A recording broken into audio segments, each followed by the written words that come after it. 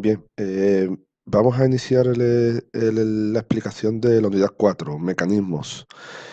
Esta unidad es muy dinámica porque vamos a hablar casi en su totalidad de los movimientos, de los diferentes tipos de movimientos y cómo la tecnología ha ido creando máquinas y mecanismos para transformar los movimientos de una forma a otra.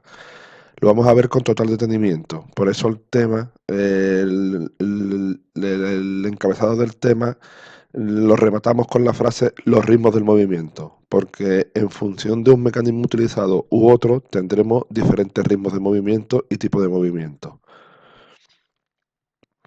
Los aspectos que vamos a abordar son los siguientes. Primero veremos una definición y clasificación de los mecanismos y después los iremos estudiando en función del tipo de movimiento a que someten esos propios mecanismos. Por lo tanto, tenemos mecanismos de transmisión lineal, cuando el movimiento sea lineal, y de transmisión circular, cuando el movimiento originado sea circular. También veremos mecanismos de transformación de movimiento en circular y lineal, o sea, yo parto de un movimiento circular y a través de ese mecanismo, ese artilugio, esa máquina que he creado, lo convierto en lineal. Veremos también los mecanismos de transformación de movimiento circular en lineal alternativo. Esto lo veremos y por supuesto todo quedará ejemplificado para que lo veáis con más claridad. También veremos mecanismos para controlar el movimiento y mecanismos para acumulación de energía. Para finalizar el tema con los acoplamientos. Bien, a modo introductorio, os propongo aquí un ejemplo en el que vemos la evolución y el por qué el ser humano crea artilugios para transformar el movimiento. Como siempre, la tecnología parte de una necesidad y resuelve un problema. En este caso, fijaros, ¿cuál es el problema que tengo que resolver? El problema que tengo que resolver es la molienda de grano para obtener harina. Y como tengo que mover una piedra de unas enormes dimensiones, y eso solo con el esfuerzo físico del ser humano no es suficiente, pues para ello se crea la siguiente máquina, que es un molino. ¿Dónde se inicia el movimiento? Pues bien, aprovechando la fuerza eólica, en este caso la fuerza del viento, se mueve el molino con las aspas del molino. Estas aspas, al moverse, crea un movimiento circular sobre este eje horizontal que vemos. Y aquí viene la primera transformación de movimiento, en este caso transformación del sentido del movimiento, sentido en relación al eje. ¿Por qué? Porque yo utilizo esta rueda dentada que engrana con esta otra para transformar este movimiento del eje horizontal en un movimiento vertical. Con lo cual empieza a girar de manera vertical este eje que lleva acoplada la piedra del molino. Esta piedra del molino empieza a girar a partir de la fuerza del viento y con eso logramos nosotros moler el grano que se convierte en este caso en grano molido y que puede ya salir del molino para ser transportado. Esto que parece un artilugio muy básico, en realidad tiene detrás mucho magisterio, mucha experiencia para poder llevarlo a cabo. Y esta es la base de los mecanismos. Ya veremos que hay distintos tipos, pero este es un ejemplo muy claro de cómo ha ido evolucionando a lo largo de la historia. En el primer punto vamos a abordar los mecanismos de definición y clasificación. Daros cuenta que los mecanismos nos rodean, están en todas partes. Fijaros, una simple bicicleta, que es un elemento cotidiano, por supuesto, está integrado y está formado por varios mecanismos. En este caso, lo que vemos aquí de la rueda dentada, en este caso el plato, cuando engrana con los piñones de la rueda, esta rueda lleva esta corona de piñones, está solidaria con el eje y es lo que hace que se mueva la rueda a través de la fuerza física, en este caso del pedaleo. Bien, pues los mecanismos son las partes de las máquinas encargadas de transmitir o transformar la energía recibida del elemento motriz. En el caso de la bicicleta, el elemento motriz, que es una fuerza o movimiento, sería el propio pedaleo que es ejercido por nuestra fuerza física para que pueda ser utilizada por los elementos receptores que hacen que la máquina funcione. En este caso, el elemento motriz serían los pedales y el elemento receptor serían los piñones que transmiten el movimiento circular a la rueda. Con eso hace que la bicicleta pueda girar y por lo tanto nosotros nos podamos desplazar. Bien, esto es un cuadro resumen de todos los tipos de movimiento que lo que hace es sintetizar el tema. Y se hace un recorrido por los aspectos más significativos de la unidad. En este caso tenemos los mecanismos que sirven para, como hemos adelantado antes en el índice, para transmitir el movimiento. Y esa transmisión puede ser transmisión lineal, en este caso tendríamos palanca, polea y polipacto. Todo esto lo vamos a estudiar ahora y también tenemos la transmisión del giro, cuando estamos con movimiento circular. Y en base a eso tenemos la rueda de fricción, transmisión por correa, engranaje y transmisión por cadena. También tenemos la transformación del movimiento en movimiento circular en lineal. Y estudiaremos el piñón cremallera, el tornillo de tuerca y la manivela torno. Y igualmente tenemos el movimiento circular en lineal alternativo, como hemos visto antes. Y tenemos la biela manivela, el cigüeñal, leva y excéntrica. Algunos términos no lo había escuchado anteriormente. No os preocuparos porque lo vamos a explicar aquí uno por uno, one by one. También la última parte del tema veremos mecanismos para controlar el movimiento y en este caso nos encontraremos con trinquete, rueda libre y freno y mecanismos para acumular energía, como pueden ser los muelles. Un mecanismo muy simple que lo que hace es acumular energía. Y por último, para unir elementos nos encontramos el embrague y el cojinete. Todo esto lo vamos a ver ahora parte por parte. Empezamos por los mecanismos de transmisión lineal. Los mecanismos de transmisión lineal son aquellos en los que el movimiento de entrada y salida es lineal, como en las poleas, o como un arco de círculo tan pequeño que se asimila a un movimiento lineal, como las palancas. O sea, todo el movimiento va a ser a lo largo de una recta. Fijaros, el famoso enunciado de Arquímedes, dame un punto de apoyo y una palanca y moveré el mundo. Por supuesto, este era un ejemplo, exagerado por supuesto, de la capacidad de la palanca y del avance que supuso para en este caso la humanidad, un mecanismo tan simple como es una palanca, que en este caso es la palanca se apoya en un punto de apoyo y en función de la distancia, como veremos ahora, desde el punto de apoyo, y no solo en función de la distancia, sino también de la localización del punto de apoyo con respecto a la fuerza o la resistencia, tendremos una ganancia para yo poder, en este caso, elevar mm, cuerpos o pesos bastante mayores a los que yo puedo hacerlo sin la palanca. Lo vamos a ver ahora cómo funciona. Nos centramos en la palanca.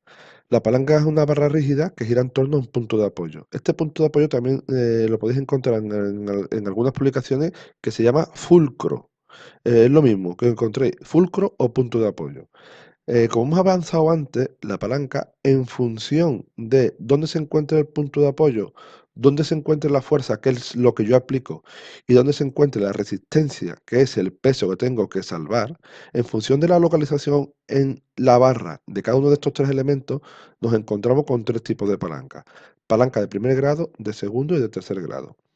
Vámonos a la del primer grado. La del primer grado, eh, que son las más habituales y las que tenemos en la mente porque fueron las más simples, primeras que se iniciaron en su desarrollo, es la que contiene el punto de apoyo en el centro.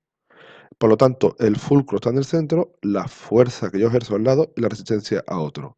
Esas son las palancas de primer grado. Ejemplo de ellas, pues puede ser una balanza.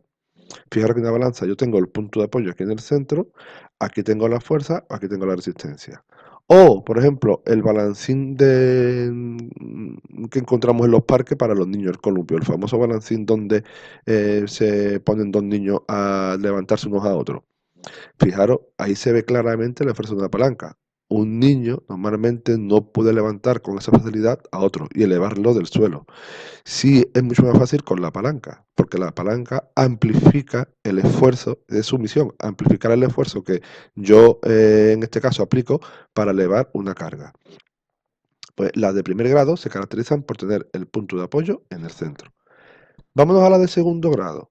Las de segundo grado se caracterizan porque el punto de apoyo está en un extremo y la resistencia, o sea, la carga que yo tengo que elevar está en el centro.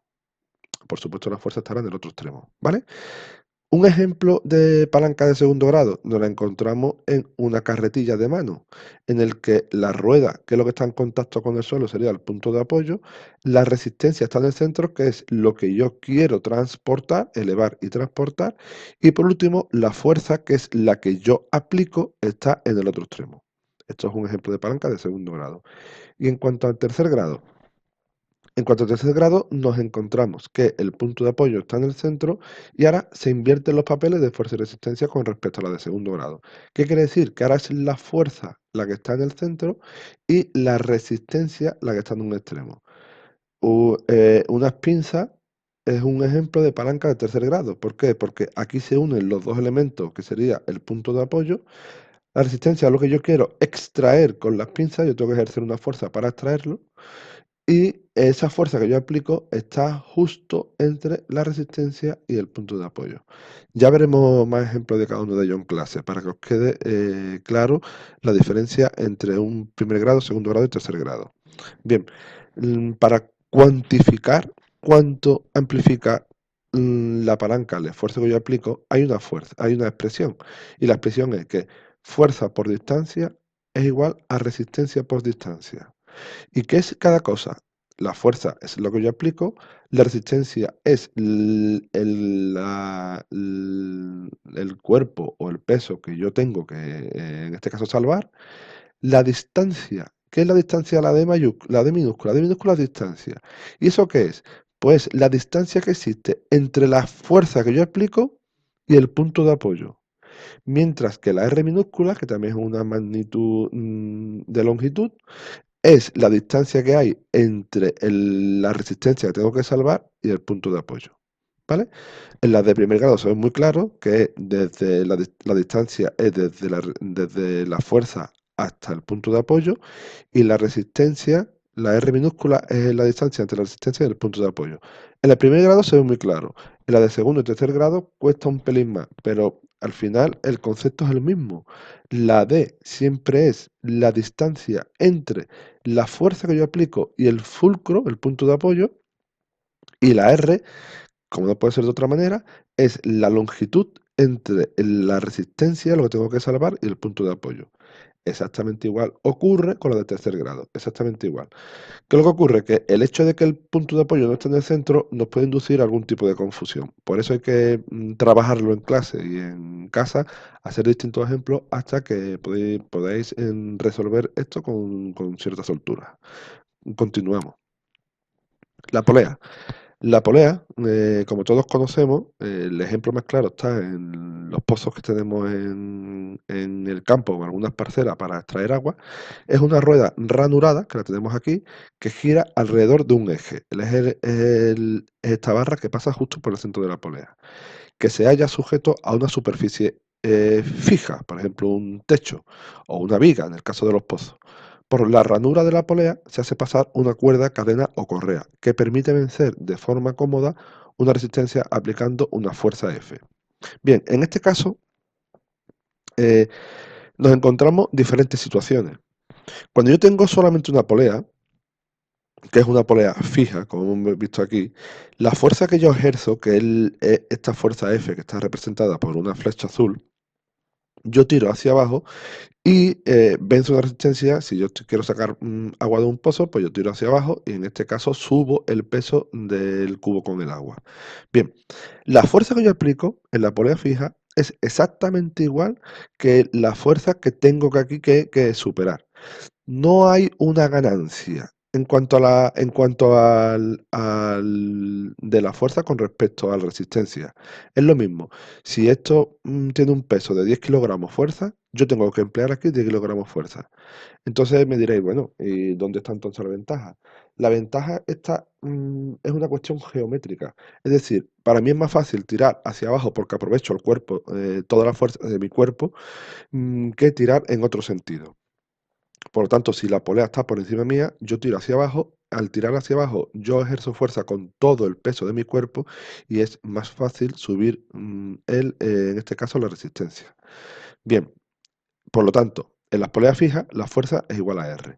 No ocurre así cuando hay una polea móvil. ya la máquina lo que hace, la vamos complicando simplemente para que para nosotros sea más fácil elevar el peso.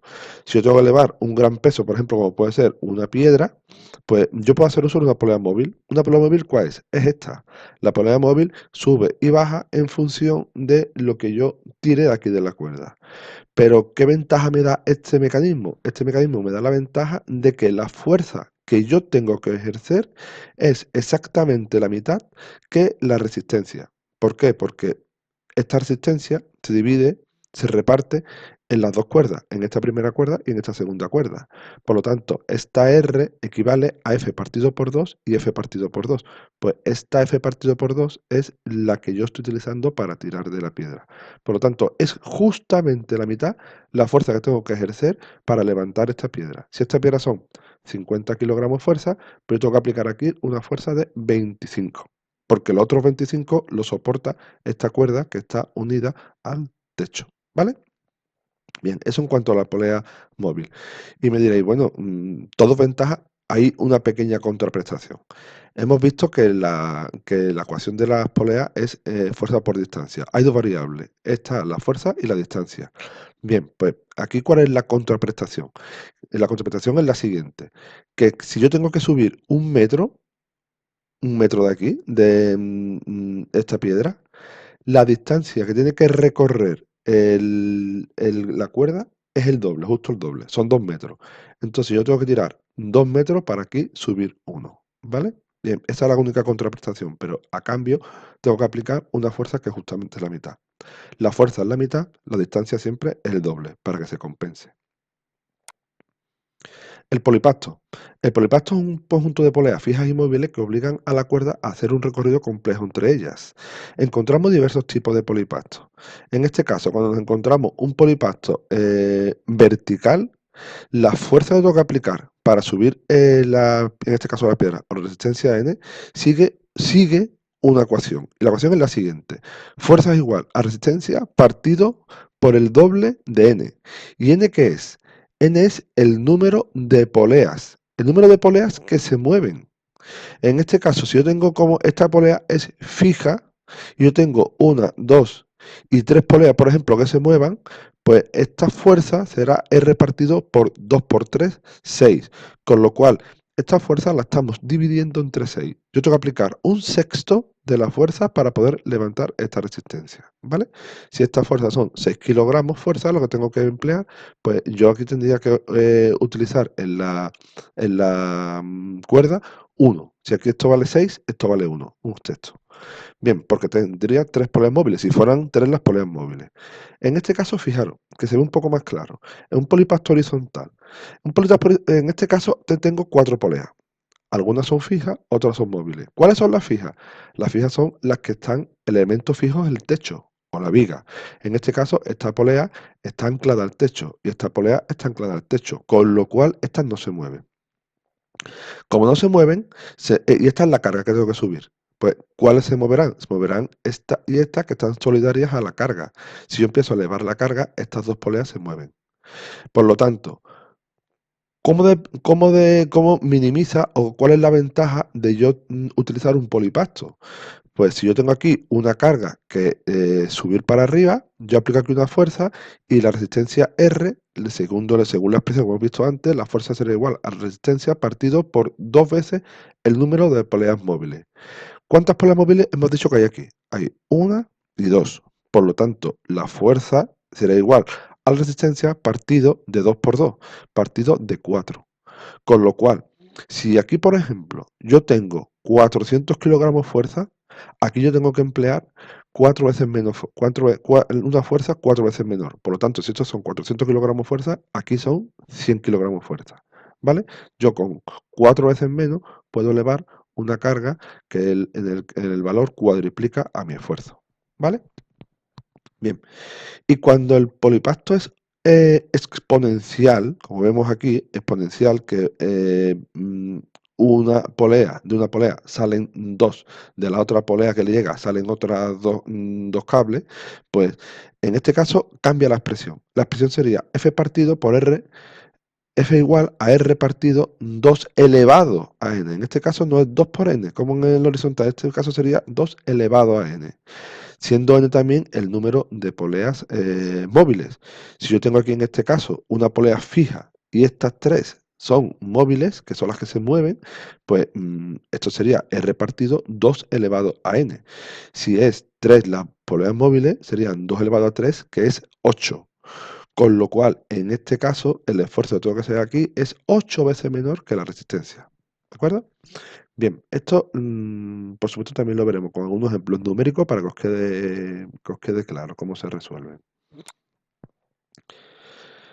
Os propongo aquí algunos vídeos para que lo veáis, porque, como sabéis, todos estos apuntes y todas estas presentaciones yo las comparto con vosotros en Classroom, para que os quede más claro lo que yo acabo de explicar.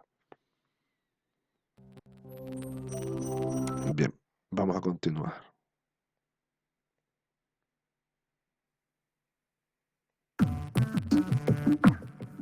Una polea es Las palancas son máquinas que sirven.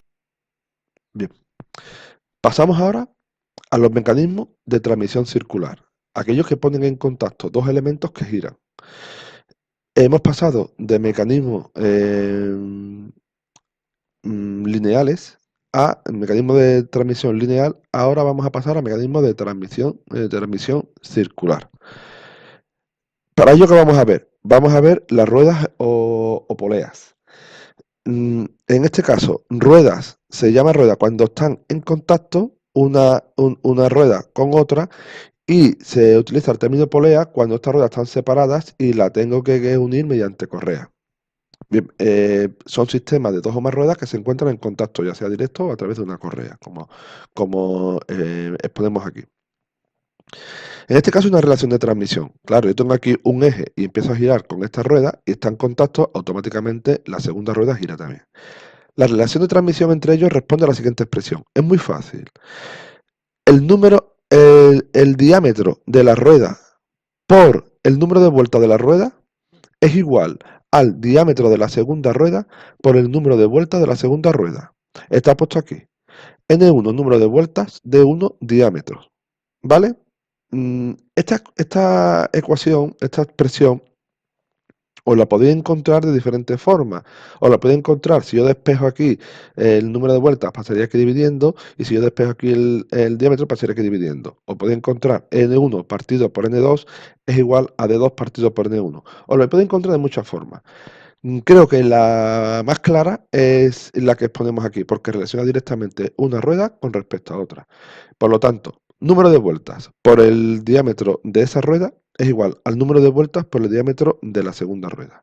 Y si es con correa, es exactamente igual. No varía en nada, ¿vale? Porque en este caso la correa lo único que hace es unir el movimiento de ambas ruedas, pero el movimiento es similar, ¿vale? Bien. En este caso, cuando encontramos polea con ruedas, podemos encontrar que el sistema sea multiplicador, constante o reductor. ¿Cuándo será multiplicador? El sistema multiplicador cuando aquí tengo la rueda motriz y la paso a una rueda más pequeña.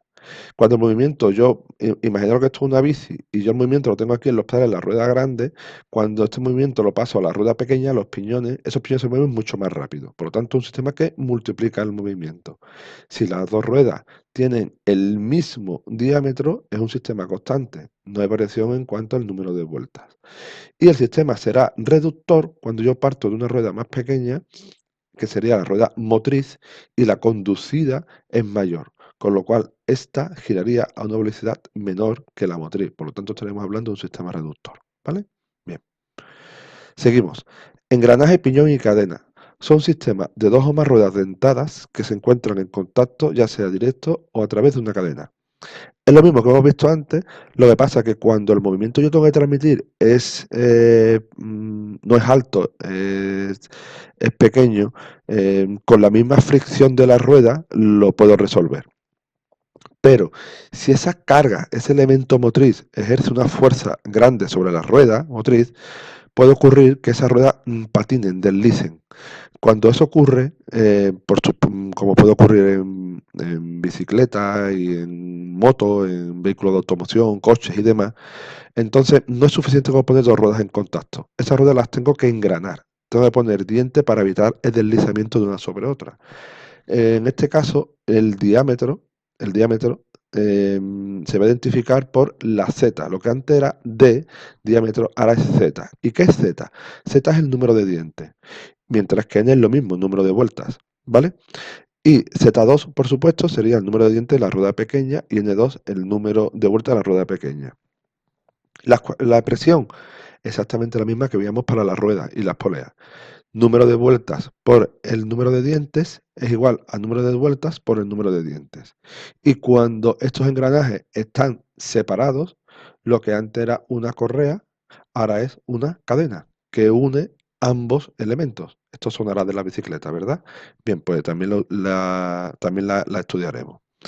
Si la bicicleta, en vez de piñones y cadena, fuera ruedas y una correa, podría suceder que cuando yo, por ejemplo, estoy subiendo una cuesta y tengo que ejercer mucha más fuerza sobre el pedal, es posible que esta correa deslizara sobre la rueda y me impidiera transmitir el movimiento. Por eso necesito utilizar piñones y cadenas. ¿De acuerdo? Esa es la explicación. Se le da solución y con este sistema se impide el deslizamiento de los elementos. Bien. Punto 4. Mecanismo de transformación de movimiento circular en lineal. En este caso vamos a transformar movimientos. Y para eso tenemos otro mecanismo. Este mecanismo es el piñón cremallera. ¿Qué es el piñón y qué es una cremallera? El piñón, como vemos en la imagen, es este de aquí. Es esta rueda dentada. Y la cremallera es un elemento lineal por el cual se desplaza el piñón. ¿Qué es lo que ocurre? Que yo cuando este piñón empieza a girar este piñón, este elemento ranurado, esta barra, se desliza de manera lineal. ¿Cuál es el ejemplo más claro? El ejemplo más claro lo tenemos en las puertas o de garaje o de entrada a algunas parcelas, en el cual yo tengo aquí un motor que empieza a girar y empieza a girar sobre una cremallera. Y el motor está fijo. El motor lo único que hace es girar, no se desplaza. Lo que se desplaza es el elemento de abajo, la cremallera. Y la cremallera es solidaria a la puerta, que lo que hace es que la puerta se traslade en un sentido o en otro. ¿Cuándo se deslizará en un sentido y cuándo se deslizará en otro? O sea, cuando abre y cuando cierra. Pues en función de que el elemento girante, en este caso el piñón, gire en un sentido o gire en el contrario. Si gira en este sentido, se desplaza para allá, y si gira en el sentido contrario, se desplaza en este sentido. ¿Vale? Bien, pues fijaros cómo este mecanismo, el piñón cremallera, se sigue utilizando, por supuesto, en la actualidad, como todo prácticamente, para resolver problemas, en este caso es la apertura de una puerta automática. ¿Vale? Bien, continuamos. El tornillo tuerca. El tornillo tuerca, el ejemplo más claro, bueno, en este caso estamos dentro, no olvidaros, de transformación de movimiento en circular a lineal. Con lo cual, ¿yo qué es lo que hago? Yo parto de un movimiento circular y ese movimiento circular hay un mecanismo que lo que hace es que lo transforma en lineal. Bien, pues en este caso el tornillo tuerca es muy fácil porque todo en alguna ocasión hemos tenido que apretar un tornillo, pues, o aflojar un tornillo. Pues cuando yo aprieto o aflojo un tornillo, lo que estoy haciendo, ¿qué es lo que le hago? Le doy vueltas. Y cuando yo le doy vueltas, ¿qué es lo que hace? Pues ese tornillo penetra o sale del orificio donde yo lo quiera disponer. Por lo tanto, a través de un movimiento circular, lo estoy transformando en un movimiento lineal. Fijaros en este otro ejemplo. Esta silla, que la habréis utilizado alguna vez en el aula. Este es un banco de trabajo, que en el aula taller sí está. Pues este banco de trabajo, cuando le damos vuelta, nosotros ¿qué hacemos? Empezamos con un movimiento circular y ¿qué es lo que hace? Sube o baja, ¿verdad? Pues entonces, ¿qué estamos haciendo? Estamos transformando un movimiento circular en un movimiento lineal, en una línea, hacia arriba o hacia abajo, en función de si yo giro en un sentido o giro en otro. Pues este es un ejemplo muy claro del mecanismo tornillo-tuerca, ¿vale? También en los gatos de coche se da. Si yo lo que hago es darle vuelta a esta manivela, este tornillo, esta tuerca, lo que hace es que el coche sube o baja. Son diferentes ejemplos de los muchísimos mecanismos que se dan en relación al tornillo tuerca. Continuamos. Manivela torno. En este caso el ejemplo lo vemos aquí. El conjunto manivela-torno es un caso especial de palanca con aumento de fuerza, en el que el movimiento circular de la manivela se transforma en un avance lineal de la carga. Efectivamente, si yo me dispongo aquí a darle vuelta a esta manivela, lo que estoy haciendo es subir una carga o bajarla. En este caso, si yo subo la carga, lo que estoy haciendo es combinando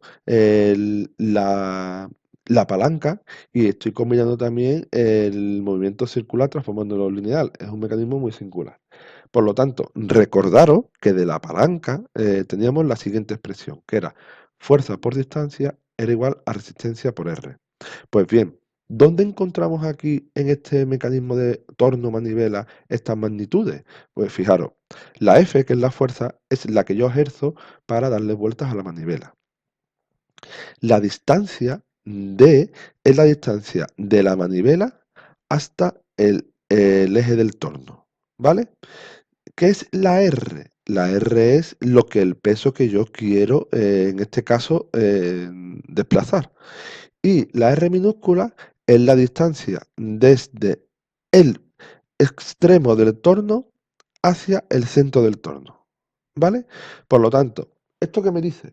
¿Esto qué me dice? Me dice que mientras más grande sea la distancia de la manivela, mientras más grande sea la manivela, esta distancia de aquí, mientras grande sea la manivela, menos será la F, menos será el esfuerzo que yo tengo que aplicar. No sé si, bueno, supongo que si en algunas películas que habéis visto de la Edad Media, cuando estaban en el castillo y tenían que subir el castillo para entrar en la ciudad o en la fortaleza, decían, abrir la puerta del castillo, darle a la manivela. Y se veía que subían una manivela que era muy grande.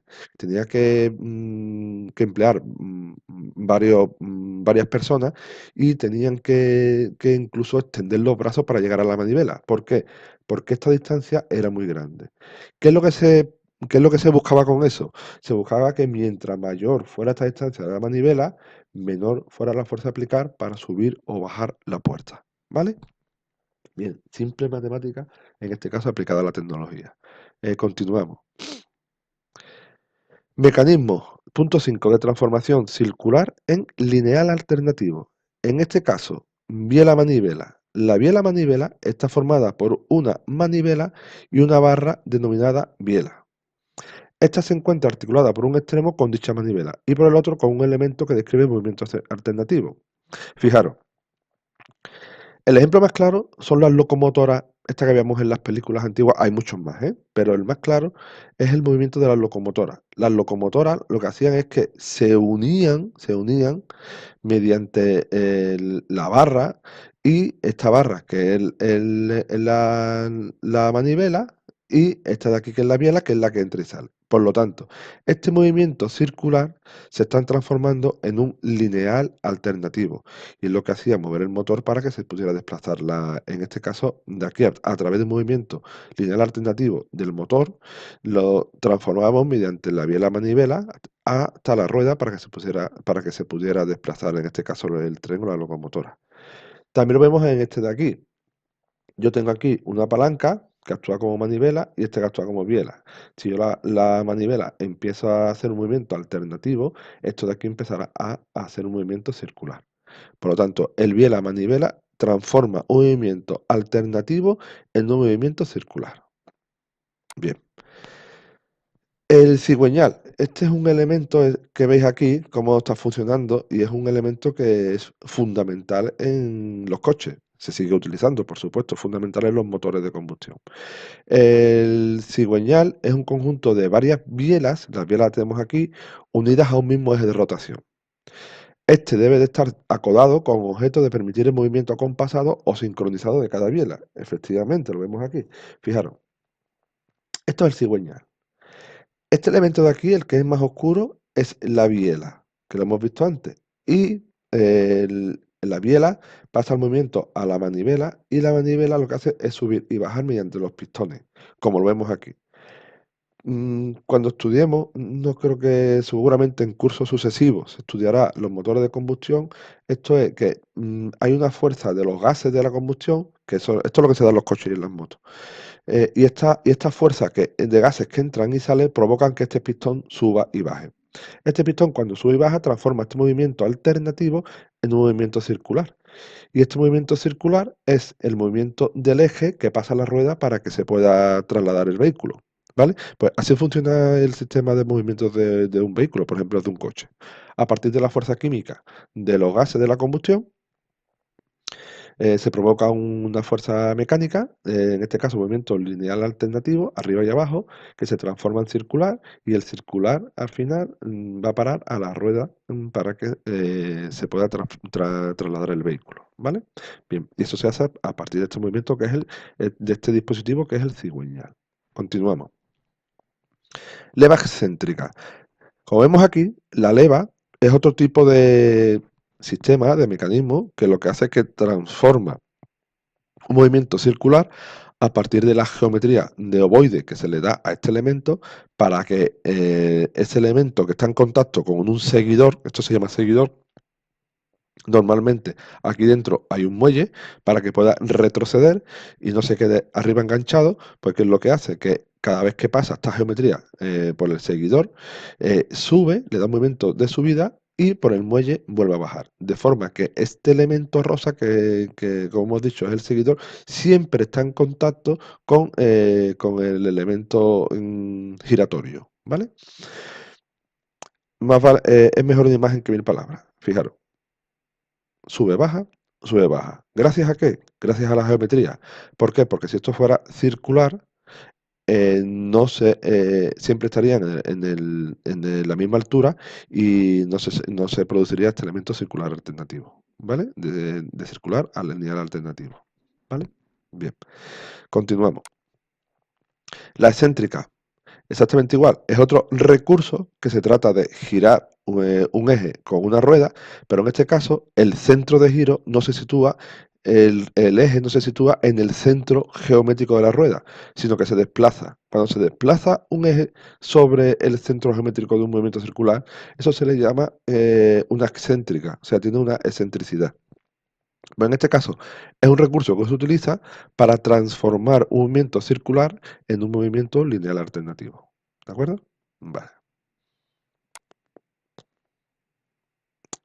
Aquí vemos diferentes ejemplos que están bastante bien y van a ser la base de os van a servir de ayuda para realizar vuestros proyectos, que son autómatas, mecanismos, transformación de movimiento que se producen a partir de los elementos que nosotros hemos estudiado anteriormente.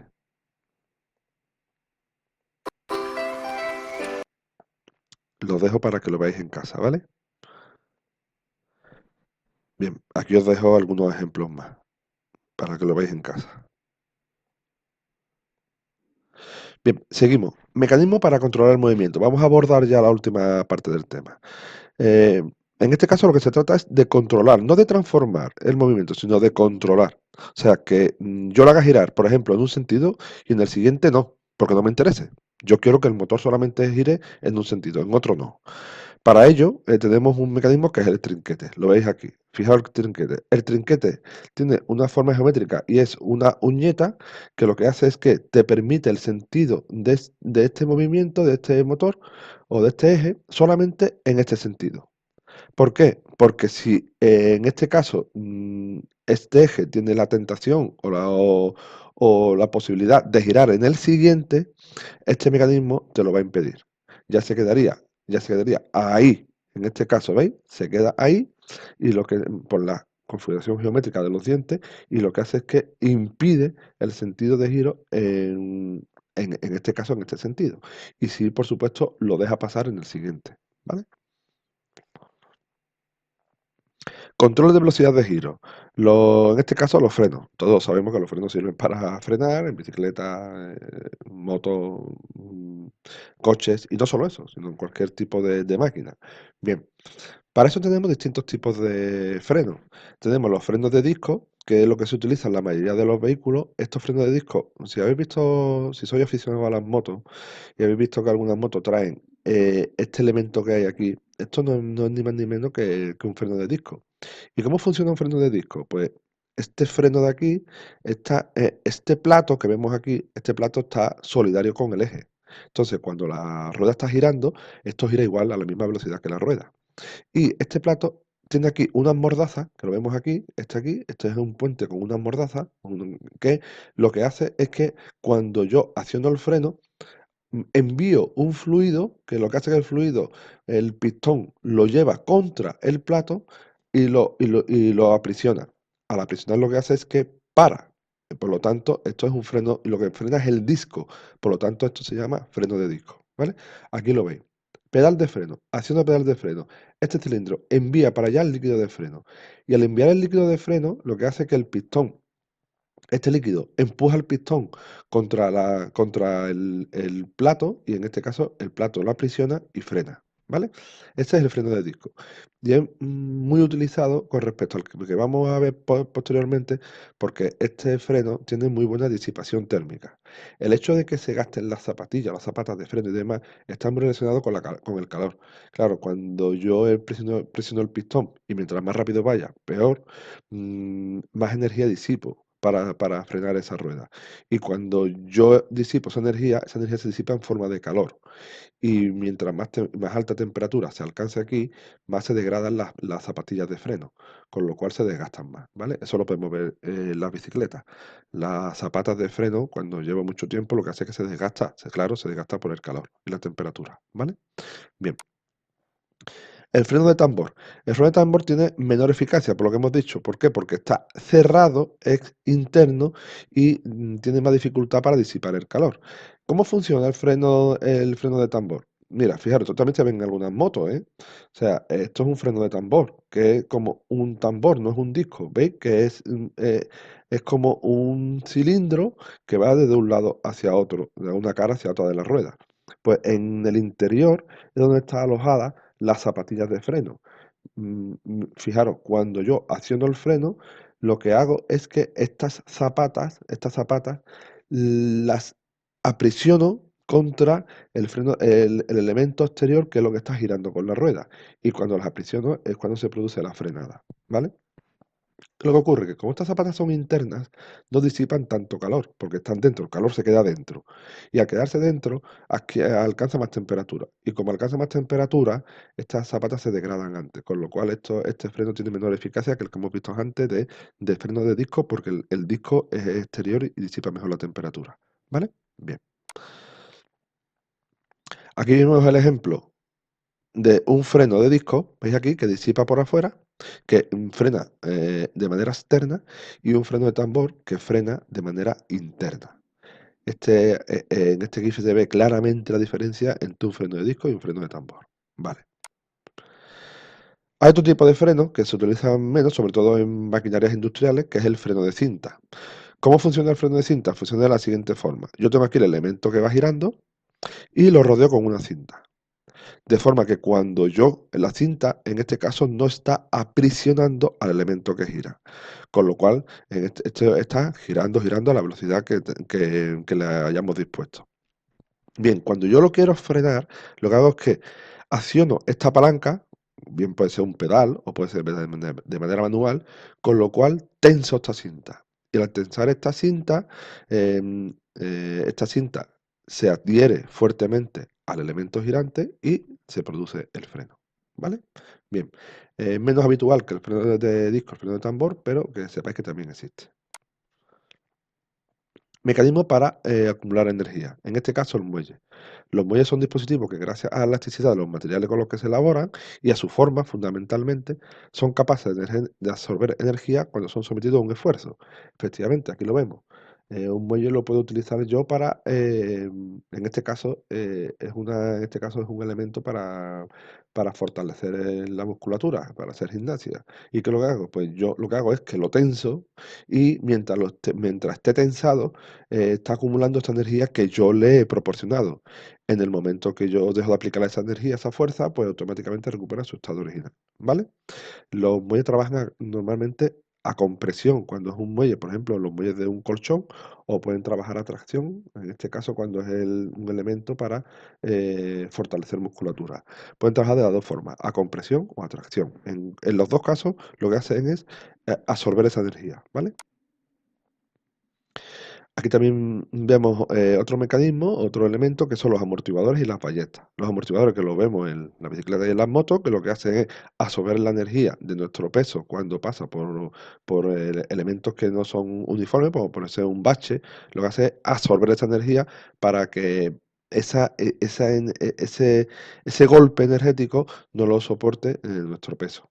Y igualmente pasa con las ballestas, que se utiliza mucho en los carruajes. Este elemento de aquí, estos dos elementos, estas dos barras, que son curvas, lo que hace es que, se unen se unen y se separan, se unen y se separan en función de la discontinuidad del terreno. Lo que están haciendo es absorber la energía que provoca la discontinuidad del terreno en el recorrido de la rueda, ¿vale? Son las ballestas. Y por último vamos a ver los acoplamientos. Los acoplamientos transmiten un giro de un eje a otro. Se me puede dar el caso de que yo lo que tenga que hacer es transferir el movimiento de un eje a otro. Cuando eso ocurre tengo que utilizar unos elementos. En este caso las bridas. Las bridas son estos platos atornillados que lo que hacen es unir dos ejes de manera permanente. Las bridas lo unen de manera permanente. Aquí vemos el ejemplo, ¿veis? Yo tengo un eje y quiero poner en movimiento otro eje. Pues lo que hago es, si yo quiero transmitir el movimiento de un eje a otro, pues lo que hago es unirlo mediante este elemento, en este caso son las bridas, ¿vale? Los embragues, que os sonará, esto sonará del coche, el embrague, el pedal del embrague, se utiliza en los vehículos en los vehículos de automoción. Los embragues permiten el acoplamiento y desacoplamiento entre ejes cuando es necesario una transmisión intermitente, como los automóviles. O sea, mm, al contrario de las bridas, como hemos visto anteriormente, la brida es una unión permanente. El embrague lo que me permite es acoplarlo y desacoplarlo cuando yo quiera. En este caso se hace en los coches se hace mediante un pedal, en el cual que yo piso el pedal y lo que hago es que separo. En este caso, ahora están los dos ejes girando, ¿veis? Si yo quiero separar este plato, piso el pedal y se separa. Y cuando yo suelto el pedal, de nuevo se une y aquí lo que hace es, te está transmitiendo el movimiento de este eje a este plato, ¿vale? ¿Lo veis? Ahora mismo no lo está transmitiendo. Y cuando yo lo pongo en contacto, entonces ya se transmite el movimiento, ya empieza a girar este elemento. ¿Lo veis, no? Ahora está quieto y cuando yo suelto, se unen y lo que hace es se transmite el movimiento. Cuando están separados se dice que está desembragado y cuando está, en este caso, unido, como es este momento, se dice que está embragado, ¿vale? Esto es un embrague de fricción, porque se hace por fricción, o sea, se hace por unión directa, ¿vale? Y la superficie, en la fricción de la superficie es lo que hace que embrague. El embrague de dientes se lleva a cabo por la geometría de los dos elementos, que hacen que se dé una geometría determinada para que encajen. Entonces, cuando encajan, se le dice que es un embrague de dientes, ¿vale?